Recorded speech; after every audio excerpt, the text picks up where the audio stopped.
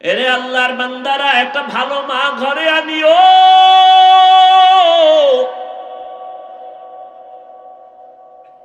এক ফ্যামিলির মধ্যে ছোট ভাই বিবাহ করে সংসার চালায়, বড় ভাই এখনো বিবাহ করে নাই। ছোট ভাই বিয়া শাদী কইরা একদিন জিজ্ঞাসা করে, এই মিয়া ভাই, তুমি কি বিয়া করবা না? কারণটা কি? তুমি চুপচাপ বসে আছো কেন? এবার বড় ভাই কয়, হ্যাঁ বিয়া করব, তবে আমি মনের মতো মেয়ে পাই না। কারে বিয়া করব? সব ডানা খাড়ার দল। ছোট ভাই ভাবলেন, সম্ভ্রান্ত পরিবারের একটা ভালো মেয়ে চায় আমার ভাই। খুঁজে খুঁজে একটা সম্ভ্রান্ত পরিবারের একটা দামি কন্যা রেডি করলো। এই যুবকেরা ভালো করে খেয়াল কর, পর্দার আড়ালের মায়েরাও খেয়াল করিয়েন, আমার বাবাজিরাও ভালো করে খেয়াল করিয়েন, ভালো করে বুঝো। বড় ভাইয়ের জন্য ছোট ভাই মেয়ে ঠিক করে ফেললো। বড় ভাই কি চাও? তার থেকে আরো দামি মেয়ে রেডি করে ফেলেছি। কি পরে? বলে জেনারেল লাইনে বড় দামি শিক্ষিতা নারী। বড় ভাই বুঝে ফেলাইছে, কেন এই মাইয়া না। আরে এত কষ্ট করে রেডি করলাম, এটা না মানি না, আমি যা চাই তা পাই না। ছোট ভাইকে, তুমি আসলে বিয়েই করবা না? না করবো, তোর কপালে বিয়েই নাই। বড় ভাই একটা আওয়াজ দিছে, ভাই শোন, আল্লাহ যদি কবুল করে একদিন আগে পরে আমার কপালে বিবাহ থাকলে আমারে আল্লাহ মেয়ে দিবেন, তো কেমন মেয়ে চাও? আমি এমন একটা মাইয়া আমার বউ বানাইতে চাই, যেই বউ আমার ডান হাতটা ধইরা আমারে জান্নাতে নিয়ে যাবে।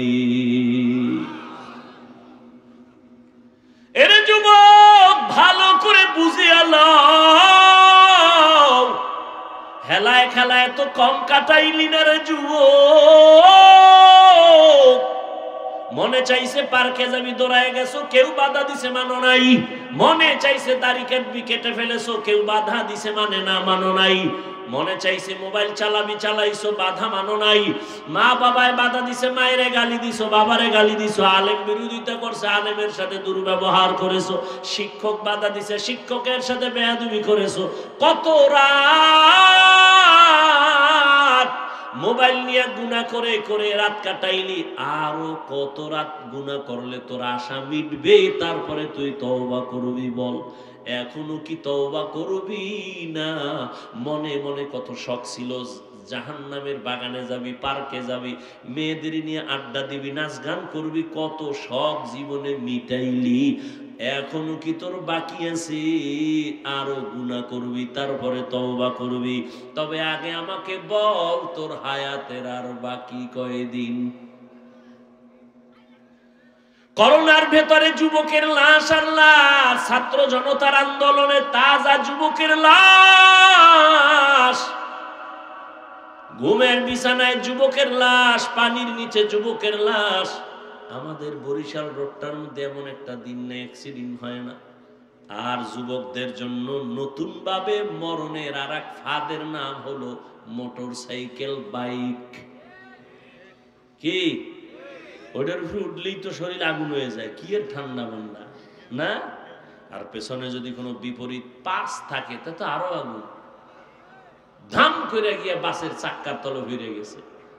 টেলিফোন আসছে বাসায়, মা ধরছে, কে? কয় সন্তানের মা। বাবারে দে। বাবায় ধইরা কয়, কে তুমি? বলে, তুমি নাই, গাড়ি নিয়ে অমুক জায়গায় আসো, লাশটা নিয়ে যাও। বানায় বলতেছি, তুমি মনে করছো তুমি সুস্থ, অনেকদিন বাঁচবা, তোমার পরিকল্পনা ঘুমের টুকিটা দেখবা নাই। কালকে এই টাইমে তুমি হতে পারো লাশ। কি অসুস্থ মানুষ, ডাক্তার কয় যা পারো খাওয়ায় দাও, বাঁচবে না। কিন্তু সেই অসুস্থ লোকটা লাঠি নিয়ে নিয়ে এখনো হাঁটে, সুস্থ মানুষটা তার সামনেই মরে গেল। ও আমার কলিজার যুবক বাবা, রাগ করিও না, বেয়াদবি মাফ করিয়া দিও। অথচ তোমার মতো আমি যে এতক্ষণ তোমারে বয়ান শুনাইলাম, একবারও কিন্তু বলি নাই আমি পাস করলি টুপি মাথায় দিছি তোরা দে না হয় জাহান্নামে যাবি, একবারও বলি নাই। আমি এতক্ষণ যে বয়ান শুনাইলাম, আমি কওমি মাদ্রাসার সন্তান, একবারও বলি নাই তুমিও কওমি মাদ্রাসায় না গেলে তোমার কপাল পুড়ে যাবে। আমি তাবলিগের লাইনের সন্তান, পীরের একজন মুরিদ, একবারও বলি নাই তুমি যদি পীরের কাছে না যাও, তাবলিগে না যাও, তুমি জাহান্নামী হয়ে যাইবে, একবারও বলি না। তো তোমার টেনশনও নাই, আমি দ্বিতীয়বার বলবো না, কোনো টেনশন নাই। আমি তোমারে হুজুর বানাইতে আসি নাই, বরং আমি তোমাকে চাই তুমি স্কুলে পড়ো, কলেজে পড়ো, চাকরি করো, ব্যবসা করো, ডাক্তার হও, ইঞ্জিনিয়ার হও, প্রফেসর হও। তবে আমার ছোট একটা দাবি, জীবনে বেয়াদব হইবা না। তোমার আচরণে কোনোদিন মা বাবা যেন কষ্ট না পায়, উলামায়ে কেরাম কষ্ট না পায়, শিক্ষকেরা যেন কষ্ট না পায়। কারণ মা বাবারে কষ্ট দিয়ে যদি সামনে আগাও, কপাল পুড়ে যাবে, চরিত্র ধ্বংস হয়ে যাবে। শিক্ষকের বরদোয়া যদি কপালে লাগে, শিক্ষার জগৎ থেকে হারায় যাবা। আলেমের বরদোয়া যদি কপালে নিয়ে নাও, জীবনে চরিত্রের রাস্তার খুঁজে পাইবা না। অতএব ডাক্তার হও, আদবওয়ালা ডাক্তার হইও। তাসলিমার মতো বেয়াদব যদি হও, জুতা খাইয়া পালাতে হবে। মা বাবার দোয়া, শিক্ষকের দোয়া, উলামায়ে কেরামের দোয়া নিয়ে সামনে আগাই ওরে যুবক। এবার একটু বাস্তবে তাকায় দেখো তো, জীবনে কোনোদিন মাদ্রাসায় পড়ে নাই, আলিফ বা তাও জানে না। তোমার মতো যুবক স্কুলে পড়ে, কলেজে পড়ে, চাকরি করে, ব্যবসা করে, 5 বেলার নামাজ পড়ে, সত্য কথার সাক্ষী দাও আসেনি। আর ওয়াজের দরকার নাই, এই কথাটাই তোমার জেহেনে ঢুকাও, বিবেকের প্রশ্ন করো। তোমার মতো যুবক যদি জেনারেল লাইনে থাইকে নামাজ পড়ে, বলো তুমি কেন নামাজ পড়তে পারো না? অবশ্যই তোমার কপালে কারো অভিশাপ লাগছে। তোমার মতো যুবক রাস্তায় গাড়ি চালায়, নামাজ ছাড়ে না, বলো তুমি কেন পারবা না? তোমার মতো যুবক নদীর মধ্যে মাছ ধরে, নামাজ পড়ে, কৃষি কাজ করে, নামাজ পড়ে, র্যাব, আর্মি, পুলিশ, বিডিআর এর চাকরি করে, নামাজ পড়ে, তুমি কেন পারো না? ওসি, ডিসি, এসপি, উকিল, ব্যারিস্টার নামাজ পড়ে, তুমি কেন পারো না? তোমার মতো যুবক শ্রমিকের কাজ করে, ব্যবসা করে, হালাল ভাবে চলে, ঢাকা কলেজে গিয়ে দেখাস, জাহাঙ্গীরনগরে গিয়া দেখো, তোমার মতো ছাত্র কলেজে পড়ে, মাথায় পাগড়ি, বড় দাড়ি, বড় জামা, মসজিদের খতিব। ও ভাই, তুমি কোন মসজিদের খতিব? বলে আমি কোনদিন খতিব কেন হব, আমি তো আরবি ভালো করে পারি না। তো এই অবস্থা কেন তোমার? বলে আমার মা বাবার দোয়া আর উলামায়ে কেরামের নেক নজর। বানায় বলতেছি নাই এরকম ছাত্র? তোমার সমস্যা কি? তোমার কপালে কার বরদোয়া লাগছে মনে হয়? নাইলে এইরকম খারাপ তো তুমি হইতে পারো না, তুমি তো মুসলমান। ঘটনাটা মনে আছে তো? শেষ 5 মিনিটে শেষ। বড় ভাই কি কইছে কও, নাইলে এটা আর কমই না। কি কইছে? এমন একটা মেয়ে আমি বিবাহ করতে চাই যে আমাকে জান্নাতে নিয়ে যাবে আমার ডান হাত ধরে। ছোট ভাইকা তোর কপালে এমন মাইয়াও নাই, বিয়াও নাই।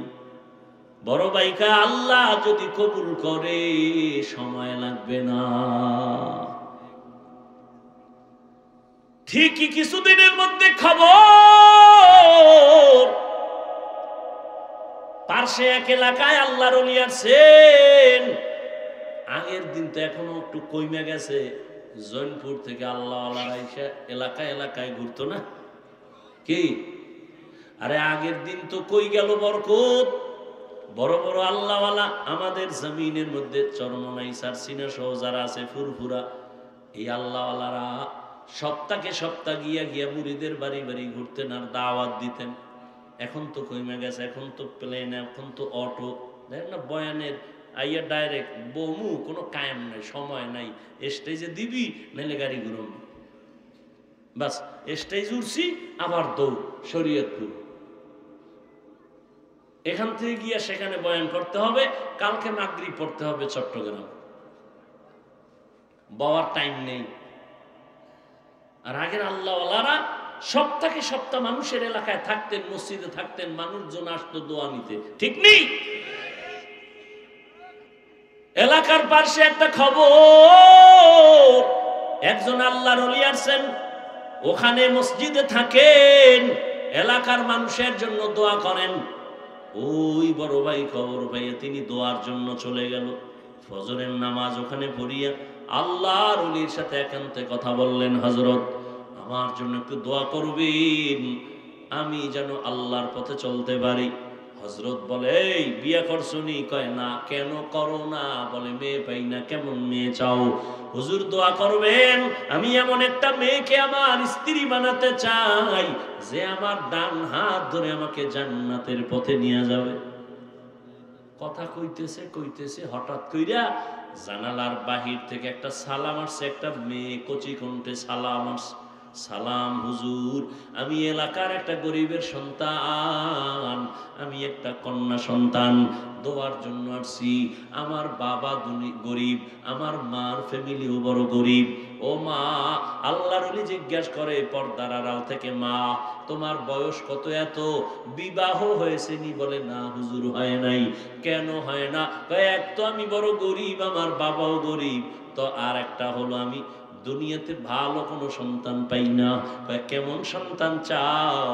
মেয়েটা ডাক দিয়ে কয়, হুজুর এমন একটা ছেলে আমার স্বামী বানাতে চাই, যেই ছেলেটা স্বামী হইয়া আমার হাত ধরে আমাকে জান্নাতের পথে নিয়ে যাবে। মিলছে নি? হ্যাঁ, মিলে গেছে। হুজুর তো বুঝা ভালাইছে, দুই সাইড থেকে মিলে গেছে। এই তুই কারে খুঁজে পেয়ে গেছে? যুবক আল্লাহর শুকর আদায় করলেন, হুজুর আপনি যদি আমার বিবাহের বন্ধনকে সুন্দর করে দিয়ে দেন, আমি আল্লাহর শুকর আদায় করব। সংক্ষেপে বলে ফেললাম, বিবাহ হয়ে গেল। এবার স্বামী আর স্ত্রী দুইজন জীবন চালায়, ফুলের বাগানে চলতেছে। নামাজ আজান হয়ে গেছে, স্ত্রীর আগে স্বামী কয় নামাজে রেডি হও। আবার সুযোগ পেলে স্ত্রী বলে, স্বামী কথা বন্ধ, নামাজের জন্য রেডি হও। রাতের বেলা ঘুমানোর সময় ওযু করে করে ঘুমায়। ফজরের সময় স্ত্রী আগে সজাগ হলে স্বামীরে ডাক দেয়, উঠো। আবার স্বামী যদি সজাগ হয়, স্ত্রীকে ডাক দেয়, তাড়াতাড়ি উঠো, নামাজ আদায় করো। আর তাহাজ্জুদে কান্না করে, হে মালিক, জীবনের আশা সবই পূরণ করছো, এখন আমার জীবনের আর একটা আশা আছে, আমার আর স্বামীর স্ত্রীর নেককার সন্তান দেও, একটা তোমার খাস বান্দা তুমি আমাদের দান করো। দুইজনে যখন দোয়া শুরু করেছেন, গভীর রাতে আল্লাহর আদালতে দোয়া কবুল হয়ে গেল। ভালো একটা নেককার সন্তান তাদের গর্ভে চলে আসলো। কিয়ামতের দিন আল্লাহ সন্তানদের ডাকবেন আর জিজ্ঞাসা করবেন, এই সন্তান নামাজ পড়ছনি? বলে পড়ি নাই। রোজা রাখছনি? বলে রাখি নাই। কেন? এবার সন্তান বলবে, আমার কোনো দোষ নাই, আমি দুধের দোয়া। তো সমস্যা কি? আমার আব্বা আম্মা সব ঝামেলা। তাই বলে, হ্যাঁ, দলিল কোরআনের আয়াত, সূরা আহজাব 67 নম্বর আয়াত। সন্তান বলবে, রব্বানা ইন্না আতা'না সাদাতানা ওয়া কুবারানা ফাআদাল্লুনাস সাবিলা। ও আল্লাহ, আমি বেনামাজি হই নাই, আমার মা বাবা আমারে বেনামাজি বানাইছে। রমজানে আমার আম্মা মাঝে মাঝে বলতো, সাহারি খাইয়া রোজা রাখ। আব্বাজান কইছে, খবরদার, চেহারা নষ্ট হয়ে যাবে। এরম বাপ নাই? রোজা রাখলে কি নষ্ট হবে? ওই আব্বাজানের জিজ্ঞাসা করতে মনে চায়, এই বাপ নামের কলঙ্ক, রোজা রাখলে চেহারা নষ্ট হবে? এবার তাকায় দেখো, মোবাইল চালাইয়া সারা রাত রুমের মধ্যে গুনা কইরা কইরা চেহারা ভাঙছে। এটা ঠিক কর। সারাটা রাত তোমার সন্তান দরওয়াজা জানালা বন্ধ করে মোবাইলের দিকে তাকাইয়া তাকাইয়া কবিরা গুনাহ কবিরা গুনাহ কবিরা গুনাহ দেখে দেখে চেহারার মধ্যে নূর নাই, চেহারাটা নষ্ট। তোমার এই সন্তানের চেহারাটা ভালো বানাইবা কেমনে? বিয়ার আগেই চেহারাটা নষ্ট হয়ে গেল, যৌবনও শেষ, জীবনও শেষ। বাবায় বাধা দিলেও সন্তান মানবে না, কারণ যেই সময় বাধা দেওয়ার নিয়ম ছিল সেই সময় মা বাবায় আদর দিছে, আরো করো, সময় মতো বাধা দেয় না। দুনিয়াটা উল্টে গেছে কেমনে জানেননি? প্রত্যেক সন্তান মা বাবারে ভয় করবে, আর এখন উল্টা মা বাবা সন্তানের ভয় করে কখন পিডায়। প্রত্যেক ছাত্র শিক্ষকের ভয় করবে, কিন্তু এখন শিক্ষক ছাত্রকে ভয় করে কখন বেদবি করে ফেলে। লিকুল্লি শাইইন জিনাতুন ফিল ওয়ারা ওয়া জিনাতুল মারই তামামুল আদাবি আজ খোদা কা হি মে তৌফিকে আদব বেআদব মাহরুম গাশত আজ ফজলে রা। ও পর্দার আড়ালের আম্মা জানে না, ও আমার বৃদ্ধ বাবাজি, কিয়ামতের দিন সন্তান মা বাবার বিরুদ্ধে আল্লাহর আদালতে আরজি পেশ করবে, হে আল্লাহ, আমার মা বাবা নামাজের তালিম আমারে দেয় নাই, রোজার কথা বলে নাই, ওয়াজ মাহফিলে মাঝে মাঝে বাবায় যাইতো আমারে দাওয়াত দেয় নাই, আমার আব্বাজান জুমার নামাজে যাইতো কখনো জুমার নামাজে আমারে ডাকে নাই। এবার আল্লাহ কইব, ঠিক আছে সব মাইনে নিলাম, তুই বাবার কারণে বড় নাই, আচ্ছা তোরে না আমি একটা বিবেক দিছিলাম ভালো মন্দ যাচাই করার, কাহা দিছিলেন? দেখো না কত সন্তান মা বাবা চায় না নামাজ পড়ুক, এরপরও মা বাবার কথা ডেঙ্গিয়ে গিয়ে নামাজ পড়ে নাই। তা তুই বললি না কেন, ভালোটা গ্রহণ করলি না কেন? সন্তান বলবে, আল্লাহ এটা আমার বিবেকের সাথে অন্যায় করে ফেলেছি। কথা হলো আমার তো এটা ইনসাফের আদালত, আজকে বিবেকের বিচার হবে। দাঁড়া, মা বাবা সন্তানের মাঝখানে আজকে দেয়াল হয়েছে ঝগড়ার এই মোবাইল, তাজা তাজা প্রাণ কেড়ে নিয়েছে এই মোবাইল। বেহেশতের বাগানে বসছেন, করতেছেন মোবাইল হাতে নিয়ে কবিরা গুনাহ। আপনার কত ভাব তা তো বলাই যায় না, কি ভাবে আপনি আছেন, খুব পাওয়ার নিয়ে বসছেন। আপনি বলবেন পাশের এক বন্ধুরে, এত হুজুর ওয়াজ করে কেউর লাগে না, ওনার এত লাগে কেন? এই ওনারে বাদ দাও, আমগো আকাম বাদ দেওয়া যাবে না, হুজুর বাদ দাও, আমগো আকাম চলবে। ওয়াজ উপলক্ষে মার্কেট, দোকানপাট, বেলুনের দোকান, খেলনার দোকান, সেখানে আবার আলাদা আরেক জগৎ। এটা বেহেশতের জগৎ, এটা জাহান্নামের জগৎ। ওখানে মেয়েরাও ঘুরে, যুবকেরাও ঘুরে, যুবতীরাও ঘুরে, নারী পুরুষ ঘুরতেছে। তাহলে 2 দিন ব্যাপী বেহেশতের বাজার, ঠিক পাশে আছে জাহান্নামের বাজার।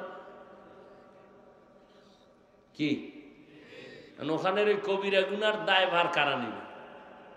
হ্যাঁ, এক জায়গায় গিয়া দেখি বয়ান কততম, 22তম তাকে বার্ষিক মাহফিল। কমিটির লোকেরা ডাকলাম, কারা কমিটির? সভাপতি, সেক্রেটারি, 5টা 6টা এলো।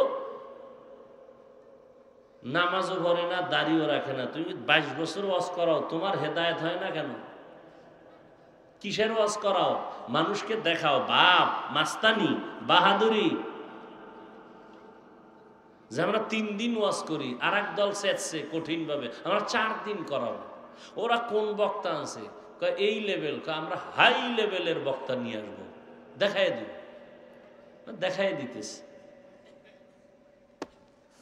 দেখায় দেওয়া অন্য বয়ান চলে, হেদায়াতের বয়ান চলে। গাছ ভালো হলে ফল ভালো হবে।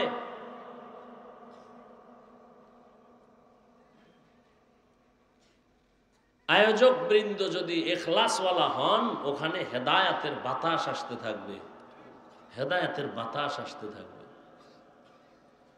ওয়াজ উপলক্ষে দোকান কেন, বেলুনের দোকান কেন, খেলনার দোকান কেন, সেখানে মেয়েরা ঢুকে কেন, বেপরদায় কবিরা গুনাহ, তাজা তাজা কবিরা গুনাহ হয় কেন, কি প্রয়োজন?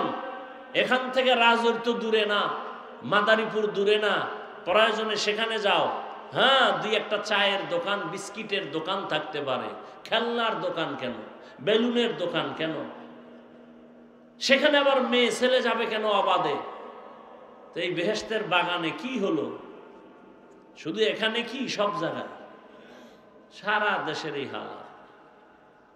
শুধু বাংলাদেশে যুবকেরা লিখে রাখিস, একটা জায়গা আমার দৃষ্টিতে পাইছি, বাংলাদেশে লক্ষ লক্ষ মানুষ সেখানে থাকে, একদিন দুদিন তিন দিন চার দিন, শত শত দোকান, একটা খেলনার দোকান নাই। লক্ষ লক্ষ মানুষ সেখানে থাকে, বয়ান শুনে। মহিলা কেন, একটা বাচ্চা মেয়েকেও ৩-৪ দিন ওই পুরো অঞ্চলে খুঁজে পাওয়া যাবে না। একটা জায়গা আছে বাংলাদেশে যেটার নাম শুনলে তোর ঘুম হারাম হয়ে যায়, কলিজা জ্বলে। আটরশি না? কোথায়? দুর্নীতির সব জায়গায় ঘুরলি, ওখানে যাইতে ভাল লাগে না? না, কত ডাকাত, কত সন্ত্রাসী তসবি হাতে নিয়ে, পাগড়ি নিয়ে জিকিরের লাইনে দৌড়াচ্ছে, আর তুমি এখানে ভাই ফেসবুকে বিরোধিতা করো না? মাহলে তোমার কপালটা আলাদা বানাইছে, যে কারণে রসুলের বয়ানেও কালেমা পড়ে না। কেমন কপাল! যেই রসুলের চেহারা মোবারক দেখলেই মোহাব্বত লাগায় জাহান্নাম হারাম, সেই রসুলকে একদিন দুদিন না 13 বছর পর্যন্ত দেখলো, বয়ান শুনলো, কালেমা কপালে আসলো না, এর নাম কপাল। এই নিকৃষ্ট বেঈমানকে জানেন? যে রসুলকে 13 বছর দেখলো, যে নবীকে দেখলে পেটের ক্ষুধা থাকে না, এত বরকতি নবী আমার, সেই রসুলকে 13 বছর দেখেও কালেমা পড়ে না, নিকৃষ্ট এই বেঈমানকে। আর অন্যদিকে 27 বছরের একটা যুবক তরবারি নিয়ে দৌড়ায়, নবীকে জবাই করে ফেলবে। কয় বছরে? নবীরে দেখেই তরবারি ফালায়, কয় নবী মাফ করে দেন, কালেমা পড়ে দেন। এর নাম কফার। তো নবী বললেন সব উম্মত জান্নাতে যাবে, যারা আমাকে মানে না তারা যাবে না। সাহাবায়ে কেরাম বললেন, ইয়া রাসূলুল্লাহ, আপনাকে কারা মানে না, অস্বীকার করে, তারা কারা? রহমতের নবী বললেন, আমার অনুসরণ যিনি করবে তারা জান্নাতে যাবে, যারা বিরোধিতা করবে তারা জান্নাত পাবে না, জাহান্নামে যাবে। এখান থেকে আমরা কি শিক্ষা পেলাম? এইটা বুঝাইতে গিয়ে দূর আসলাম যে অশুনা না, কিছু নিতে হবে।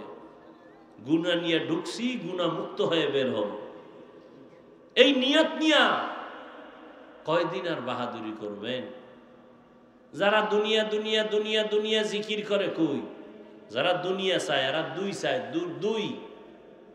দুনিয়ার পিছনে যারা আখেরাত বাদ দিয়ে দৌড়ায়, কয় জিনিস চায়? একটা চায় সম্মান, আর একটা চায় শান্তির জীবন। কিন্তু দেখেন তো, প্রত্যেকটা দুনিয়াদারের সম্মানও নাই, শান্তির জীবনও। মাইয়ার জ্বালা, পোলার জ্বালা, বউয়ের জ্বালা, বাইরের জ্বালা, ভেতরের জ্বালা, মামলা, উপর ঝামেলা, হামলা, এই ঝামেলা। এরপরে বিল্ডিং উঠাইছে, লাভ কি? ঘুমাইতে পারে না, এখন বিল্ডিং থুয়ে জঙ্গলে ঘুমায়। একবার ফুলের মালা, ফাইনালে জুতার মালা। এই সম্মান দিয়ে কি লাভ হবে? আমি কি বানায় বলতেছি? এর চেয়ে তো খেরের ঘর ভালো। হ্যাঁ, মনে রাখবেন, শিক্ষা নেন। টাকা দিয়ে সম্মান কিনলে প্রথমে ফুলের মালা, ফাইনালে কি? যারা দুনিয়া দুনিয়া করো, কত উপরে উঠছো বলো তো? আর আমরা যারা আখেরাত আখেরাত করি, আমরা কত নিচে নামছি বলো তো? আল্লাহ হেদায়েত দান করুন। মান কানা ইউরিদুল আজিলাতা আজ্জালনা লাহু ফিহা মা নাশাউ লিমান নুরিদ সুম্মা জাআলনা লাহু জাহান্নাম ইয়াসলাহা মাযমুমান মাদহুরা। যে দুনিয়া চায় আল্লাহ তাকে দ্রুত দুনিয়া দিয়া দেয়, কিন্তু পরিণাম ফলে তার জন্য জাহান্নাম। আল্লাহর নবী বলেন, যারা আমার বিরোধিতা করবে তারা জাহান্নামে যাবে। এখান থেকে আমরা দুইটা সবক নিয়ে নেই। এ দুনিয়ায় যারা নবীর আদর্শ মানে না তারা দুই দলে ভাগ হয়ে আছে। একদল, বাংলায় অর্থ বলবো তারা বিদ্রোহী, আর এক দল হলো আগ্রহী। একদল দরদি আর এক দল বিরোধী। যারা নবী মানে না এরা কয় দল? একদল আগ্রহী আর এক দল। ধরে নেন, আমি বুঝাবার জন্য বলছি, এখানে আমি ডান দিক থেকে একটা যুবকেরা জিজ্ঞাসা করলাম, এই যুবক, নবীর আদর্শের দাড়ি রাখো না কেন, নামাজ পড়ো না কেন? যুবক কি বলে? হাফিজ ভাই, নামাজ দরকার, দাড়ি দরকার, পারি না, চেষ্টা করতেছি, দোয়া করবেন। কি বুঝলেন? বিদ্রোহী না আগ্রহী? অন্যদিকে আমি যদি বাম দিকের এক যুবকের জিজ্ঞাসা করি, বাবা নামাজ পড়ো না কেন, দাড়ি রাখো না কেন? আমার কথা শেষ না হতেই জবাব দেয়, না রাখলে অসুবিধা কি? এরকম বেয়াদব নাই? এ কি আগ্রহী না বিদ্রোহী? রহমতের নবীর আদর্শ মানার ক্ষেত্রে বিদ্রোহীর আর এক নাম হলো বেঈমান। খুব বুঝেন, কিন্তু আরো বুঝেন। একটা ছেলে দাড়ি রাখে না, তাকে গালি দেওয়া যাবে না। আগে বুঝতে হবে ওই যুবকটা কি আগ্রহী না বিদ্রোহী। একজনে নামাজ আদায় করে না, তাকে গালি দেয়া যাবে না। আগে বুঝতে হবে লোকটা কি আগ্রহী না বিদ্রোহী। আগ্রহী বান্দা মুমিন, বিদ্রোহী বান্দা বেঈমান। আরো স্পষ্ট করে বললাম, যারা নবীর আদর্শে দাড়ি রাখে না তাকে গালি দেওয়া যাবে না। আর একজনে দাড়ি পছন্দ করে না, তাকে ছাড় দেওয়া যাবে না। ব্যবধান আছে না নেই? একজনে নামাজ পড়ে না, তাকে গালি দেয়া যাবে না। আর একজনে নামাজকে পছন্দ করে না, তাকে ছাড় দেয়া যাবে না। সুযোগ পেলেই জুতার বাড়ি দিতে হবে। ব্যবধানটা বুঝছেননি? তাহলে একজনে নামাজ পড়ে না, তারে গালি দেওয়া যাবে? আগে বুঝতে হবে সে আগ্রহী না বিদ্রোহী। আগ্রহীর নাম মুমিন, বিদ্রোহীর নাম বেঈমান।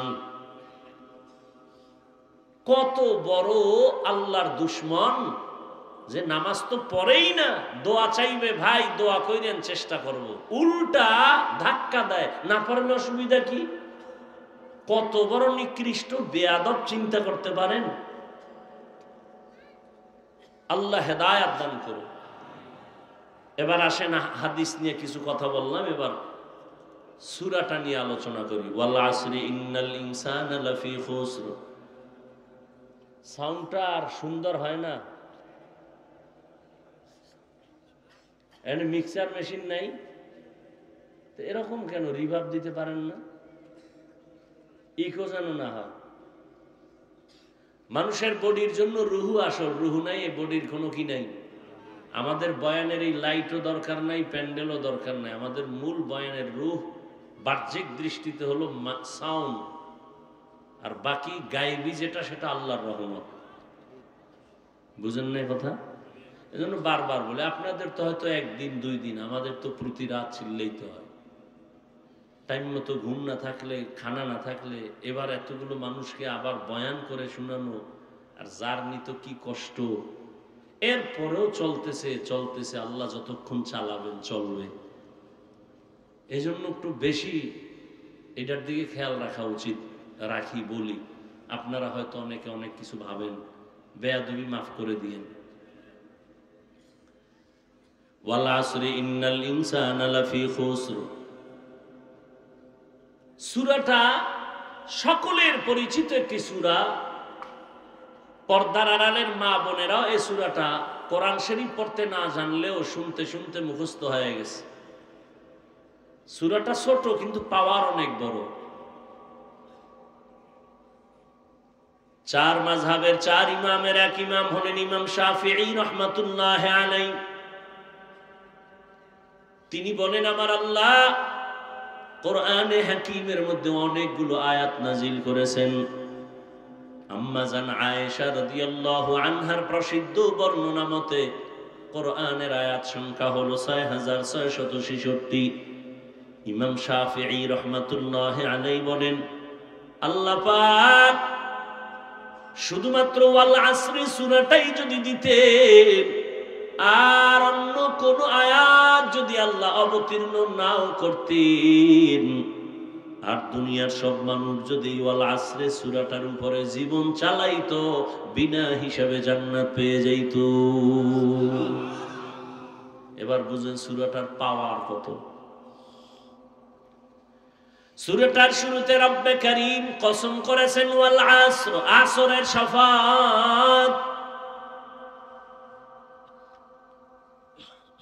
ইন্নাল ইনসানা লাফি খুসর।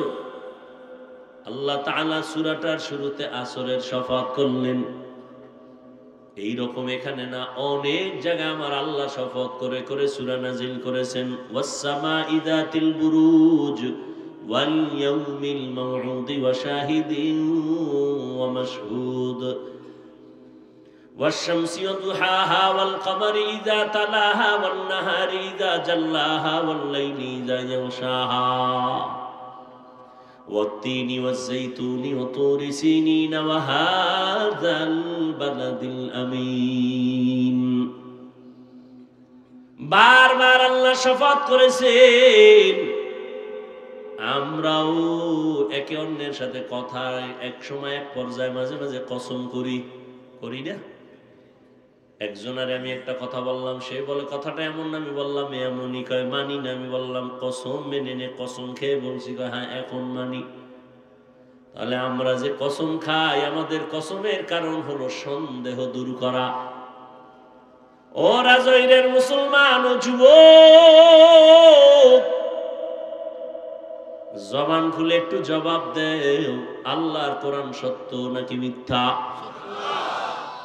দুনিয়ার সব মানুষ যদি আল্লাহর কোরআন মানে তাহলে সত্য, না না মানলেও সত্য। এই কালামে জিন্দা কোরআনে হাকিম হিকমতে উলা ইয়াজালসতু কাদিম। এই জায়গাটা খালি কেন? সামনে এত জায়গা খালি কেন? এই যদি ওদিক থেকে বরকত আয় তাহলে মাঝখানে আটকে যাইবে, আমরা ভাবব না।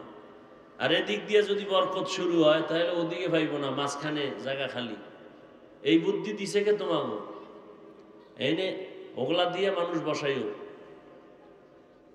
এই বরকত নষ্ট হয়, বুঝাইতে পারি না, যার মনে যা চায়। ওই যে বললাম না, বেশি কিছু বললে বলবে বক্তা বাদ দাও, আমগো যা করি এটা বাদ দেওয়া যাবে না।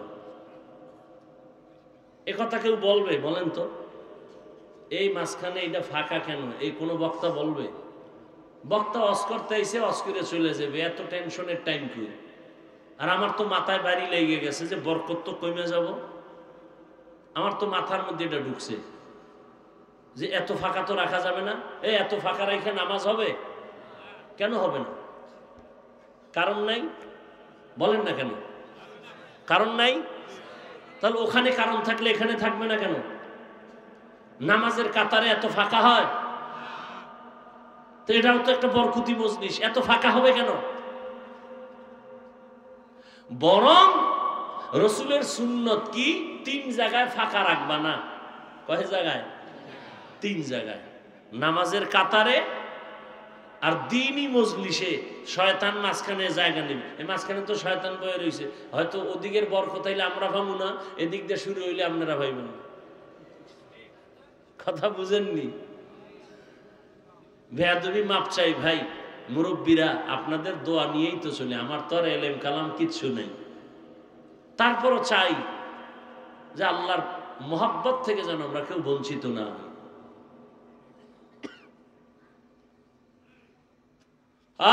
আল্লাহ সবাইকে সহি বুঝ দান করেন।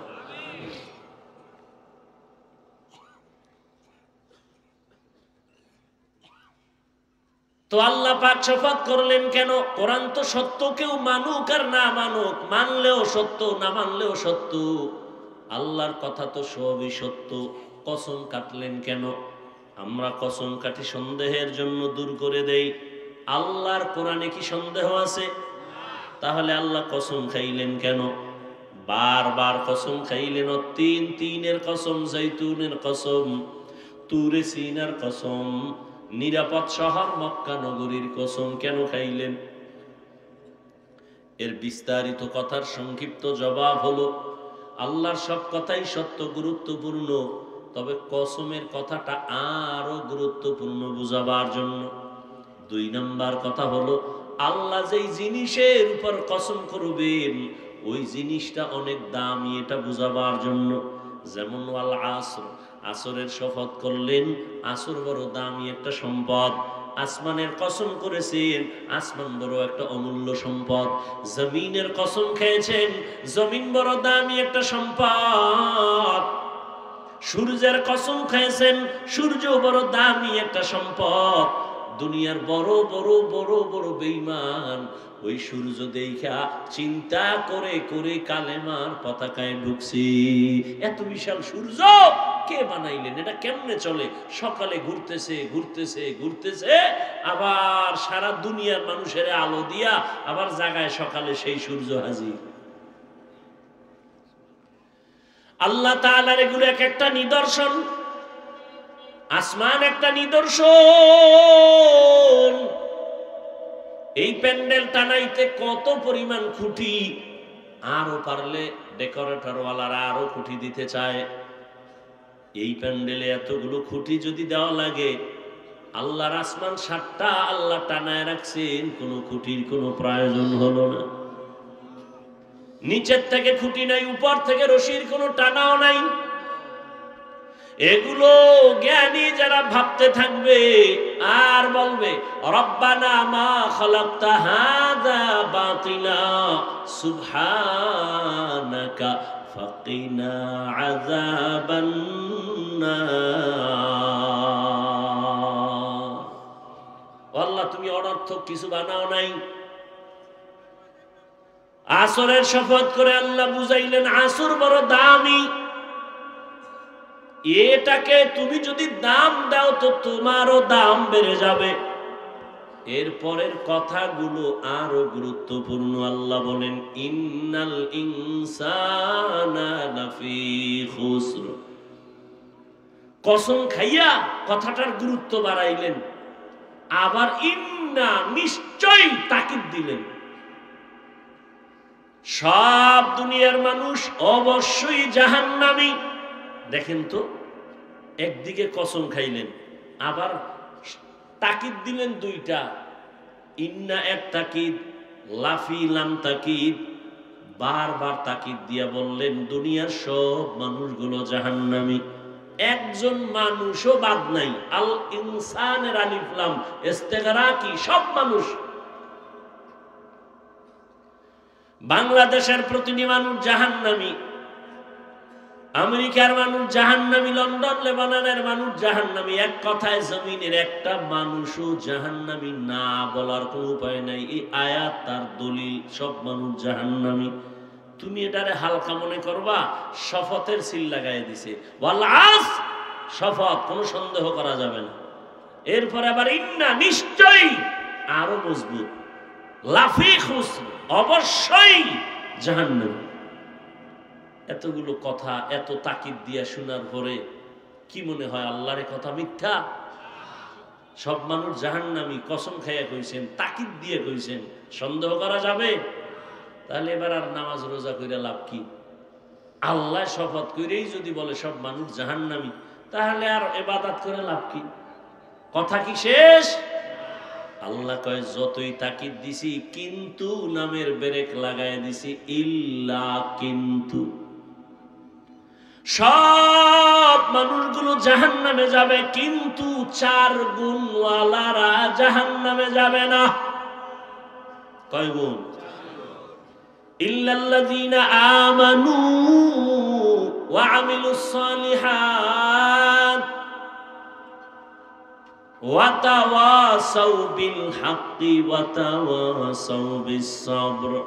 এক নাম্বার গুণের নাম ঈমান, দ্বিতীয় গুণের নাম নেক আমল। প্রথম গুণের নাম কি? ঈমান। দ্বিতীয় গুণের নাম কি? ভালো করে খেয়াল করেন। আল আসরে সূরাটা সবার প্রিয় একটা মুখস্থ সূরা। ছোট্ট সূরার মধ্যে পুরা জিন্দেগি ঢোকানো। টের পাইবেন কে জান্নাতের পথে আছেন, কে জাহান্নামের পথে আছেন, এ সূরা আপনাকে বলে দিবে। সব মানুষ জাহান্নামে যাবে, 4 গুণওয়ালারা জান্নাতে যাবে। 4 গুণের মধ্যে প্রথম 2টা গুণ ঈমান আর নেক আমল, এটা আল্লাহর হক। কার হক? আল্লাহর হক। আর ও যে 2টা গুণ আছে, ওই 2 গুণ হলো বান্দার হক। সেটা কি? ঈমান ও আমলের দাওয়াত অন্যকে দাও, আর যারা ঈমান আমলের বিরোধিতা করে তাদের বাধা দেও, ধৈর্য ধারণ করো। এখান থেকে কি বুঝলাম? ঈমান আর আমল আল্লাহর হক, অন্যরে দাওয়াত দেওয়া। বাংলায় বলে সৎ কাজের আদেশ দাও, অসৎ কাজে বাধা দাও। এই 2টা গুণ হলো বান্দার হক। আপনারা শুনছেন আগেও, আল্লাহর হক যদি বান্দা ত্রুটি করো আদায় করতে আল্লাহ ক্ষমা করে দিবেন, কিন্তু বান্দার হক বান্দা যদি ক্ষমা না দেয় আল্লাহ ক্ষমা দিবেন না। তাহলে যারা আমরা ঈমানওয়ালা আমলওয়ালা, আমাদের মাত্র আল্লাহর হক আদায়ের পথে আমরা আছি। ঈমান আছে, আমল আছে, মাত্র আল্লাহর হক আদায়ের পথে আছি। কিন্তু জান্নাত পাওয়ার জন্য 4 গুণ লাগবে, আরো 2টা গুণ হলো বান্দার হক। ঈমান আমল আমি একা আনলে হবে না, অন্যরে দাওয়াত দেওয়া লাগবে। ঈমান আমলের দাওয়াত, যারা বিরোধিতা করবে বাধা দেওয়া লাগবে। অতএব যারা শুধু ঈমান আনছি, নেক আমল করি, জিকির করি, তাহাজ্জুদ পড়ি, পীরের কাছে যাই, তাবলীগে যাই, এখনো কিন্তু জান্নাত রেডি না। বান্দার হক আরো 2টা গুণ আছে, আদায় করছেন কিনা হিসাব মিলান। আল্লাহর হক আদায়ে যদি ত্রুটি থাকে আল্লাহ ক্ষমা দিবেন। বান্দার হক যদি ত্রুটি থাকে, বান্দা ক্ষমা না দিলে আল্লাহ দিবেন না। যেমন আমি শুরুতে একটু আওয়াজ দিছিলাম, এবার বলি, অন্যরে দাওয়াত দেওয়া, অন্যকে, অন্যের জবাব আল্লাহ কোরআনে বলেন, ইয়া আইয়ুহাল্লাযীনা আমানু কু আনফুসাকুম ওয়া আহলিকুম নারা ওয়াকুদুহান নাসু ওয়াল হিজারা আলাইহা মালাইকাতুন গিলাযুন শিদাদুন লা ইয়াসুনাল্লাহা মা আমারাহুম ওয়া ইয়াফআলুনা মা ইউমারুন।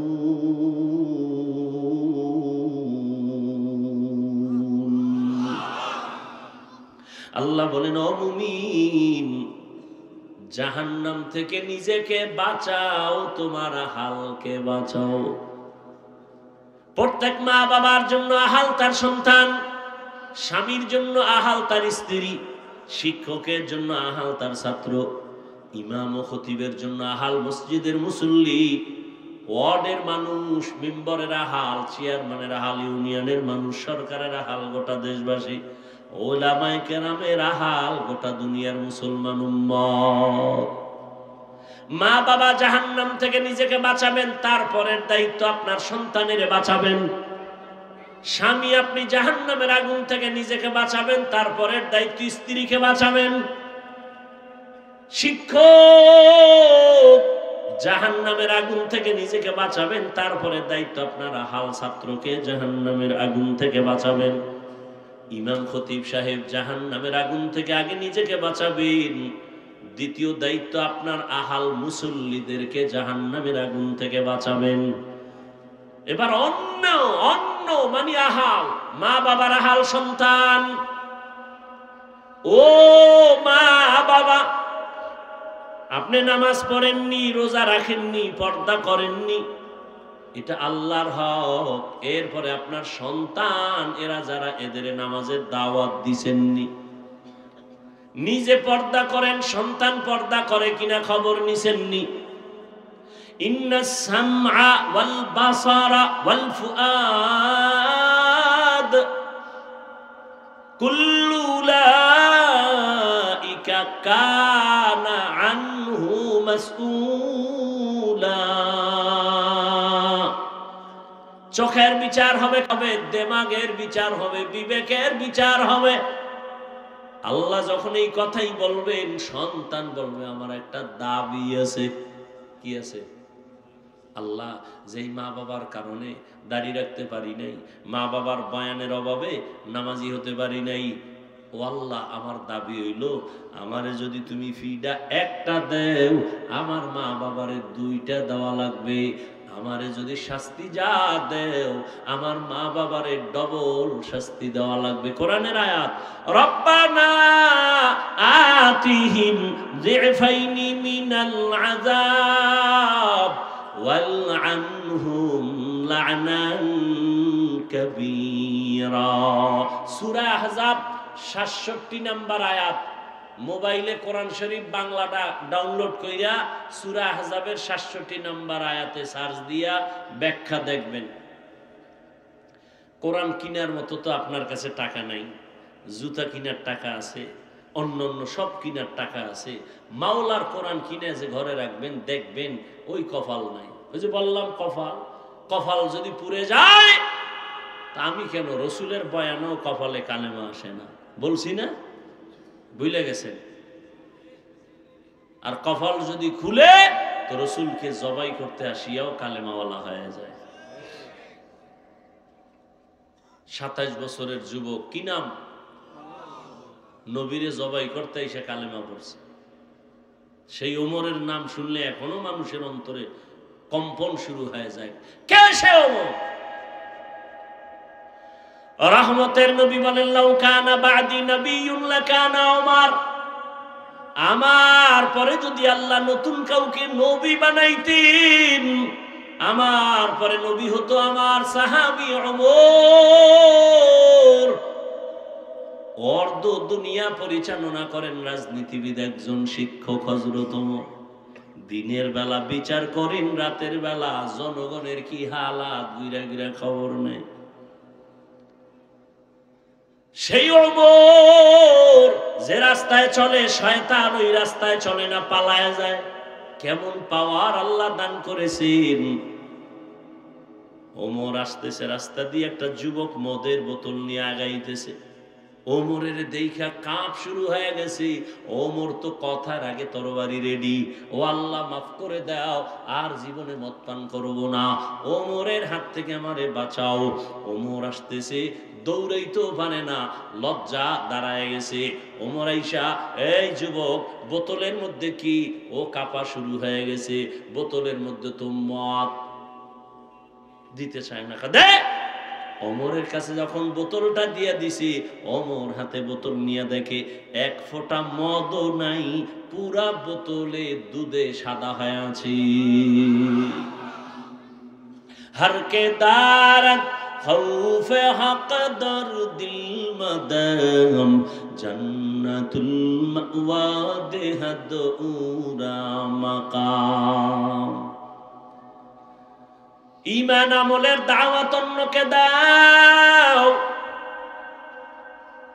নিজে ঈমান আনো, নিজে আমল করো, তারপরে অন্যকে দাও। মা বাবার প্রথম দায়িত্ব নিজে নেক আমল করবেন, এরপরে সন্তানদেরকে আমলওয়ালা বানাবেন।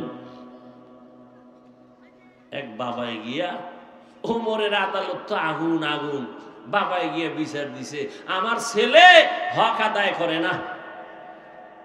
ওমর কয়, আপনার কথায় বিচার হবে না, বাদী পাইছি, বিবাদী কই?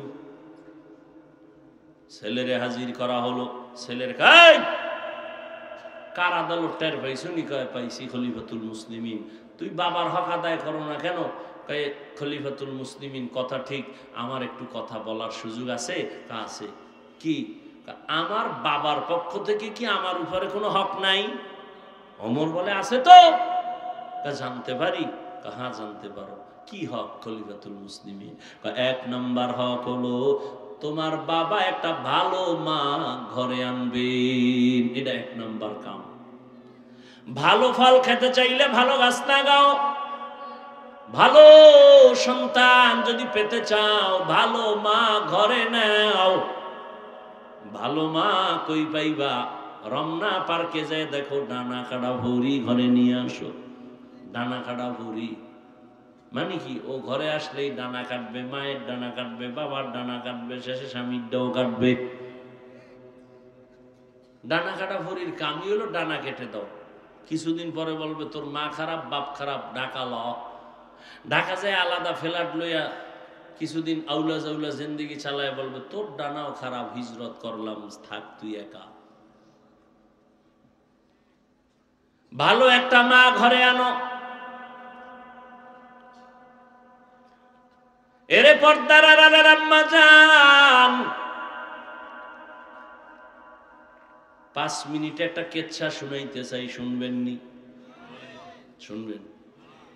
ঘুম আসতেছে আপনাদের না? যদি কেউ কয় ঘুমামু, পৃথিবীর শ্রেষ্ঠ মিথ্যাবাদী সে। বাঙালি রাতে ঘুমায় না, সারাটা রাত মোবাইলের হক আদায় করে। বউয়ের হক আদায় করে না, সন্তানের হক আদায় করে না। কিসের হক আদায় করে? মোবাইলের হক। এক সূরায় কয় যদি আল্লাহ উসিলায় মাফ করে। সারাটা রাত মোবাইল আর মোবাইলে গুনা গুনা গুনা, ঘরটার মধ্যে শুধু গুনা চলে। বাইসে গেছো মুহাম্মদের উম্মত হইয়া, না হয় রাতের ঘুমের মধ্যেই উঠা দেখতি চেহারাটা শুকর হয়ে গেছে, কুত্তার মতো হয়ে গেছে, শুধু মুহাম্মদের উম্মত হওয়ার কারণে বেঁচে গেল। অন্য নবীর উম্মতেরা গুনাহ করলে ঘুমের মধ্যে চেহারা পাল্টায় যাইত। তার থেকে গুনাহ তো তোমরা কম করো না, কিন্তু চেহারা কেন পাল্টায় না? রহমতের নবীর আমরা উম্মত, আর আমার আল্লাহ আমার নবীর এত মোহাব্বত করতেন। মুসা নবী আল্লাহর বন্ধু, ঈসা নবী আল্লাহর বন্ধু, আমার নবী আল্লাহর বন্ধু, সব নবী আল্লাহর বন্ধু।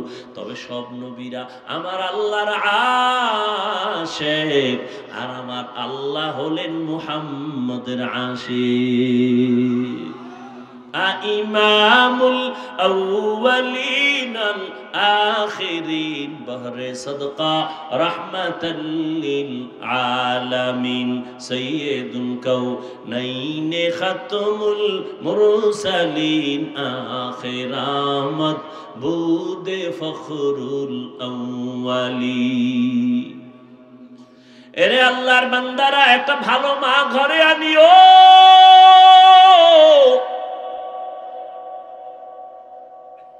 এক ফ্যামিলির মধ্যে ছোট ভাই বিবাহ করে সংসার চালায়, বড় ভাই এখনো বিবাহ করে নাই।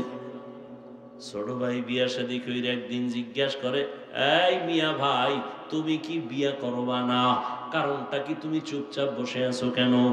এবার বড় ভাই কয়, হ্যাঁ বিয়া করব, তবে আমি মনের মতো মেয়ে পাই না। কারে বিয়া করব? সব ডানা কাটার দল।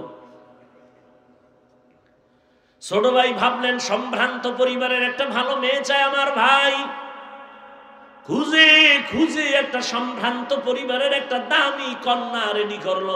এই যুবকেরা ভালো করে খেয়াল কর, পর্দার আড়ালের মায়েরাও খেয়াল করিয়েন, আমার বাবাজিরাও ভালো করে খেয়াল করিয়েন, ভালো করে বুঝো। বড় ভাইয়ের জন্য ছোট ভাই মেয়ে ঠিক করে ফেললো। বড় ভাই কি চাও? তার থেকে আরো দামি মেয়ে রেডি করে ফেলেছে। কি পরে? বলে জেনারেল লাইনে বড় দামি শিক্ষিতা নারী। বড় ভাই বুঝে ফেলাইছে, কেন এই মাইয়া না। আরে এত কষ্ট করে রেডি করলাম, এটা না মানি না, আমি যা চাই তা পাই না। ছোট ভাইকে তুমি আসলে বিয়েই করবা না? না করবো, তোর কপালে বিয়েই নাই। বড় ভাই একটা আওয়াজ দিছে, ভাই শোন, আল্লাহ যদি কবুল করে একদিন আগে পরে আমার কপালে বিবাহ থাকলে আমারে আল্লাহ মেয়ে দিবেন, তো কেমন মেয়ে চাও? আমি এমন একটা মাইয়া আমার বউ বানাইতে চাই, যেই বউ আমার ডান হাতটা ধইরা আমারে জান্নাতে নিয়ে যাবে। এরে যুবক, ভালো করে বুঝিয়া লও, হেলায় খেলায় তো কম কাটাইলি না রে যুবক। মনে চাইছে পার্কে যাবি, দৌড়ায় গেছো, কেউ বাধা দিছে মানো নাই। মনে চাইছে দাড়ি কাটবি, কেটে ফেলেছো, কেউ বাধা দিছে মানে না, মানো নাই। মনে চাইছে মোবাইল চালাবি, চালাইছো, বাধা মানো নাই। মা বাবায় বাধা দিছে, মায়েরে গালি দিছো, বাবারে গালি দিছো। আলেম বিরোধিতা করছে, আলেমের সাথে দুর্ব্যবহার করেছো। শিক্ষক বাধা দিছে, শিক্ষকের সাথে বেয়াদবি করেছো। কত রাত মোবাইল নিয়ে গুনাহ করে করে রাত কাটাইলি। আরো কত রাত গুনাহ করলে তোর আশা মিটবে? তারপরে তুই তওবা করবি, বল এখনো কি তওবা করবি না? মনে মনে কত শখ ছিল, জাহান্নামের বাগানে যাবি, পার্কে যাবি, মেয়েদের নিয়ে আড্ডা দিবি, নাচ গান করবি, কত শখ জীবনে মিটাইলি। এখনো কি তোর বাকি আছে? আরো গুনাহ করবি, তারপরে তওবা করবি। তবে আগে আমাকে বল, তোর হায়াতের আর বাকি কয়দিন? করোনার ভেতরে যুবকের লাশ আর লাশ, ছাত্র জনতার আন্দোলনে তাজা যুবকের লাশ, ঘুমের বিছানায় যুবকের লাশ, পানির নিচে যুবকের লাশ। আমাদের বরিশাল রোডটার মধ্যে এমন একটা দিন নেই অ্যাক্সিডেন্ট হয় না। আর যুবকদের জন্য নতুন ভাবে মরণের আর এক ফাঁদের নাম হলো মোটর সাইকেল, বাইক। কি ওটার উপরে উঠলেই তো শরীর আগুন হয়ে যায়, কি এর ঠান্ডা মান্ডা না? আর পেছনে যদি কোনো বিপরীত পাশ থাকে তা তো আরো আগুন। ধাম করে গিয়ে বাসের চাক্কার তলে ভিড়ে গেছে। টেলিফোন আসছে বাসায়, মা ধরছে, কে? কয় সন্তানের মা। বাবারে দে। বাবায় ধইরা কয়, কে তুমি? বলে তুমি নাই, গাড়ি নিয়ে অমুক জায়গায় আসো, লাশটা নিয়ে যাও। বানায় বলতেছি, তুমি মনে করছো তুমি সুস্থ, অনেকদিন বাঁচবা, তোমার পরিকল্পনা ঘুমের টুকিটা দেখবা নাই। কালকে এই টাইমে তুমি হতে পারো লাশ। কি অসুস্থ মানুষ, ডাক্তার কয় যা পারো খাওয়ায় দাও, বাঁচবে না। কিন্তু সেই অসুস্থ লোকটা লাঠি নিয়ে নিয়ে এখনো হাঁটে, সুস্থ মানুষটা তার সামনেই মরে গেল। ও আমার কলিজার যুবক, বাবা রাগ করিও না, বেয়াদবি মাফ করিয়া দিও।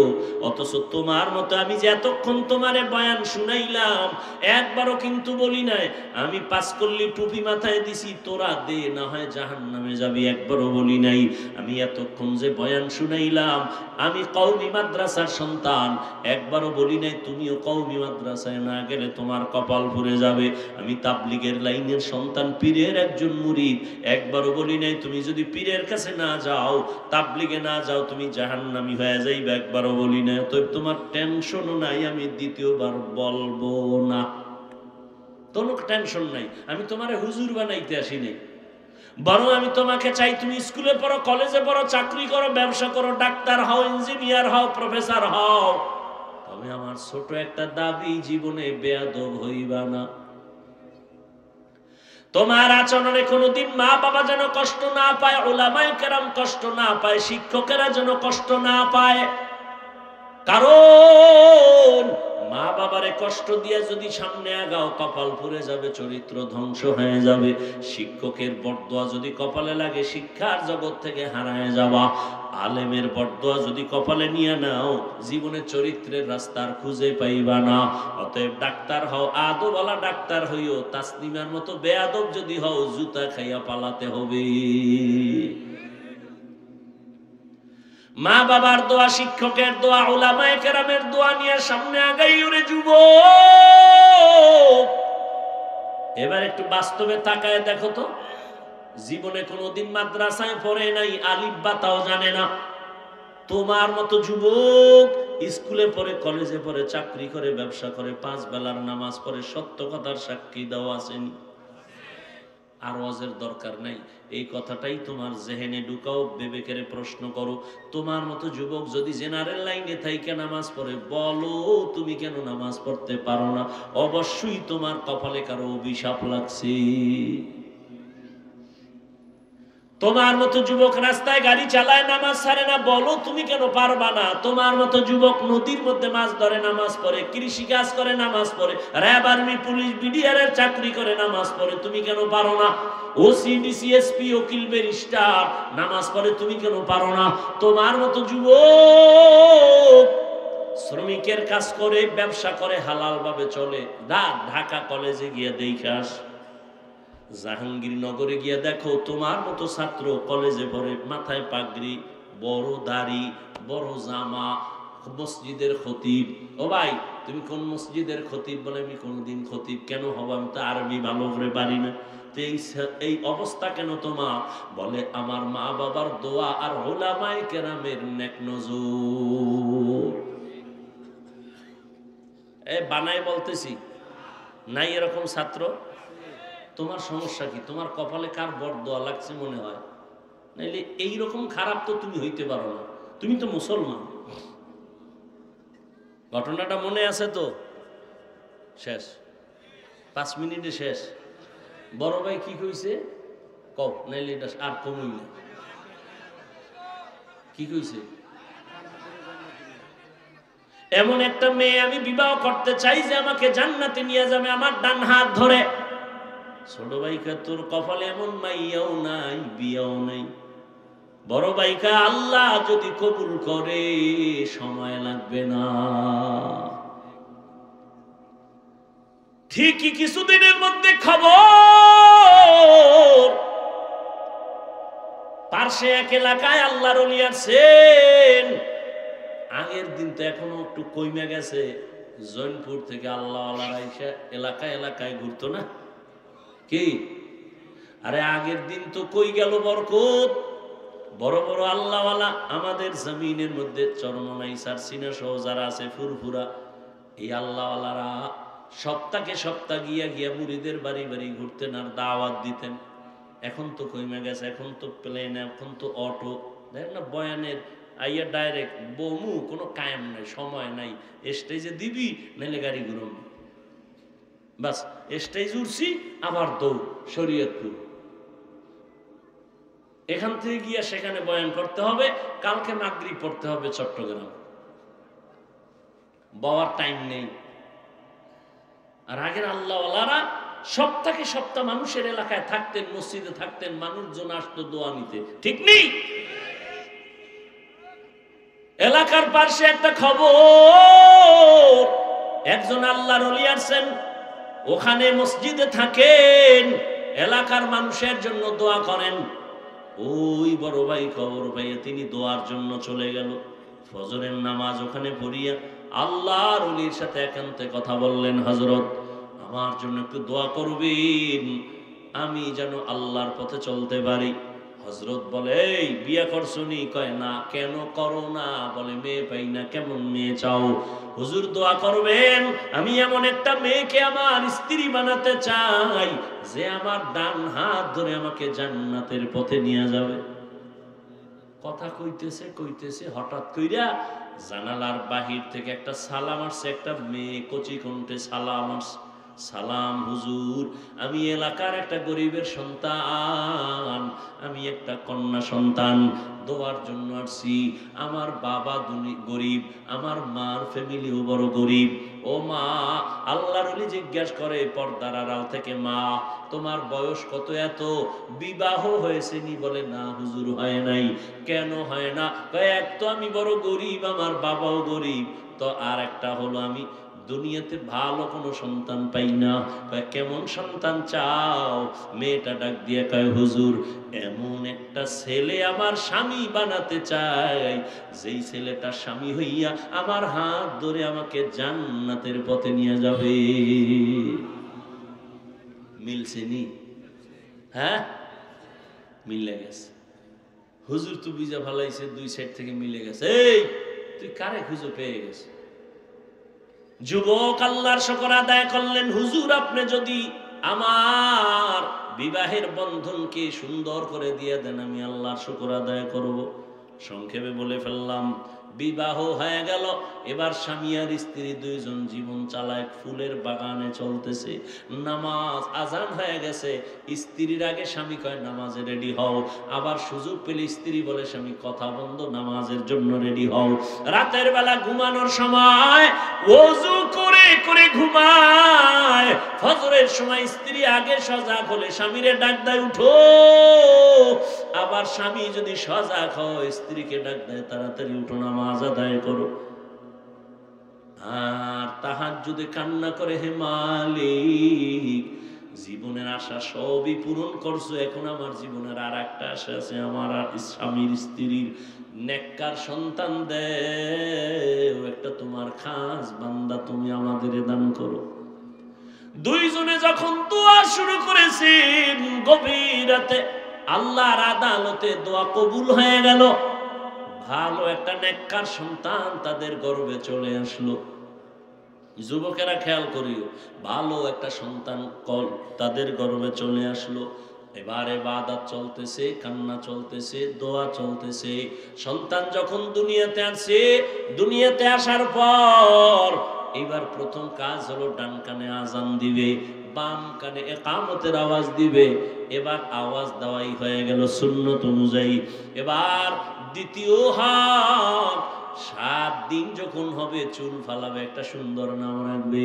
চুল ফালাইয়া নবীর তরিকে একটা সুন্দর নাম রাখছে, শেষে নামটা বলবো, বাসায় গিয়া নামটা খুঁজা ইতিহাস খুঁজা বের করবি। নাম রাখছে সুন্দর। এরপরে মা বাবার হক হলো সন্তানের আদব শিক্ষা দাও। ক্বালা রাসূলুল্লাহি সাল্লাল্লাহু আলাইহি ওয়া আলিহি ওয়াসাল্লাম, মান গুলিদা লাহু ওয়ালাদুন ফালইউহসিন ইসমাহু ওয়া আদাবা, ফাইদা বালাগা ফালিউযাওবিজহু, ফাইন বালাগা ওয়া লাম ইউযাওবিজহু ফাআসাবা ইসমান ফাইন্নামা ইসমুহু আলা আবি। মা বাবার প্রথম সন্তানের আদব শিক্ষা দেও। দুনিয়াতে সবথেকে আদব শিক্ষা দিছে রহমতের নবীর আদর্শ। সন্তানটারে এবার আদব শিখাইয়া অল্প বয়সে যুবক বড় দামি হয়ে গেল, সুনাম অর্জিত হয়ে গেল। এই যুবকের এত পাওয়ার, মা বাবার দোয়া লাইগে গেছে কপালে। এই যুবক এখন যেখানে যায় সেখানে শুধু ইসলামের আওয়াজ, সুন্দর আওয়াজ, কালেমার পতাকার আওয়াজ। মিশরে গিয়া হাত দিছে, জালেম ধ্বংস হয়ে গেছে। বাইতুল মুকাদ্দাস আমাদের প্রথম কিবলা, ইহুদি বেঈমানেরা দখল করেছে। এই যুবক সিরিয়াটারে দখল করেছে।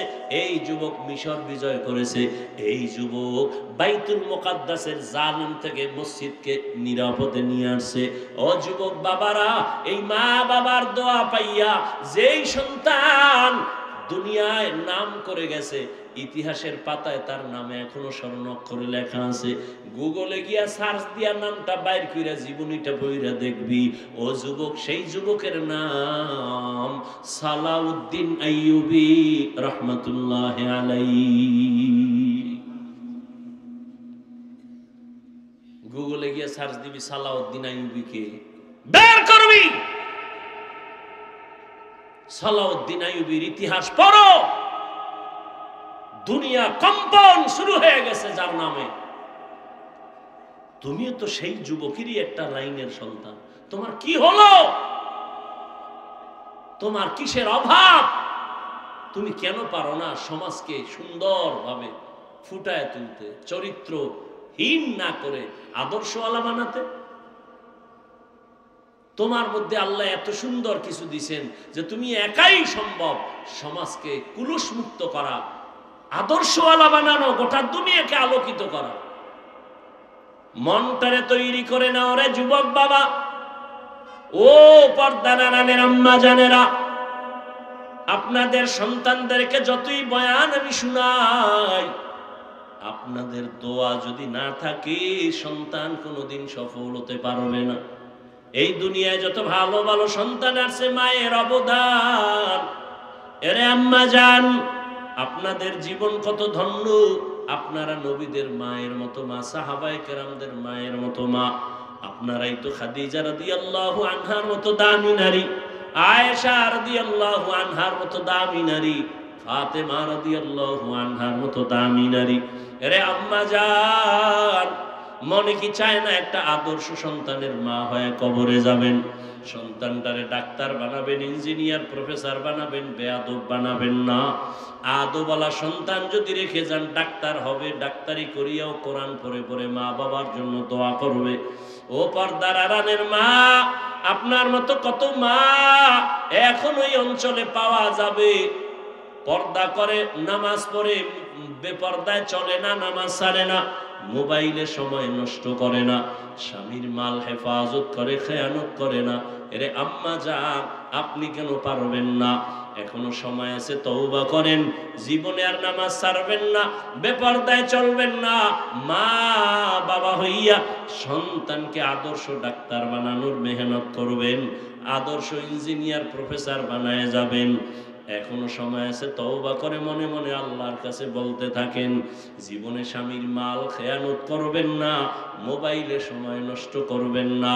ও আমার যুবক বাবারা, এখনো সময় আছে, তওবা করে নাও। মনেরে বুঝাইও রে মন, আমার মতো যুবক যদি স্কুল কলেজে পড়িয়া নামাজ পড়ে, আমি কেন পারবো না? আমার কপাল কেন এত খারাপ? এখন থেকে তওবা করো, মনে মনে আল্লাহকে বলো, হে আল্লাহ, জীবনে নামাজ ছাড়বো না, বেপরদায় চলবো না, দাড়ি কাটবো না, মা বাবারে কষ্ট দিব না। উলামায়ে কেরামের দোয়া নিয়া, শিক্ষকের দোয়া নিয়া নবীর তরিকা মেনে চলবো। ও আমার বৃদ্ধ বাবাজিরা, আপনার মতো কত বুড়া মানুষ এখনো হাতে লাঠি নিয়ে মসজিদে গিয়ে নামাজ আদায় করে, আপনারা কেন পারবেন না? এখন থেকে তওবা করে তৈরি হয়ে যান। আল্লাহ আজরাইল আসার আগে আমি তওবা করে তৈরি হয়ে যাব। কোন দিন মরণ হবে জানা নাই। আর নামাজ ছাড়বো না, বেপরদায় চলবো না, মা বাবার দোয়া নিয়ে চলবো, শিক্ষকের দোয়া নিয়ে চলবো। আর কোনোদিন নামাজ ছাড়বো না, বেপরদায় চলবো না, আল্লাহর নবীর তরিকার বাহিরে চলবো না। তওবা করার মতো যদি অন্তর তৈরি হয়, অন্তরে যদি কোনো মুনাফিকি না থাকে, যাদের অন্তরে তওবার খাঁটি নিয়ত আছে, খাঁটি তওবার নিয়তে দুটো হাত আল্লাহকে দেখাইয়া দাও। আয় আল্লাহ, হাতগুলো কবুল করে নেন, তওবা কবুল করে নেন। আয় আল্লাহ, তওবার উপরে মজবুত হইয়া আমাদেরকে চলার মতো তৌফিক দান করে দাও। আমিন।